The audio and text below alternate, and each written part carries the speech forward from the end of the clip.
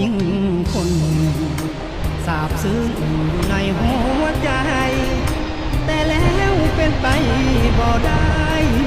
ญาติผู้ใหญ่เพิ่นบ่เห็นดีจึงยอมปล่อยวางหลีกทางให้ควันสีดีพบมาข้ามเดือนข้ามปีไปเสียทีผู้มีเงินตา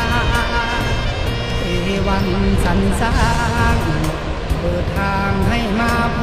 บกันแต่แล้วก็มากีดกันความสัมพันธ์ที่เคยมีมาพ่อแม่ของน้องเห็นเงินทองหนักหนาหากน้องเท่าดินเท่าฟ้าแต่ก็มากันด้วยความจน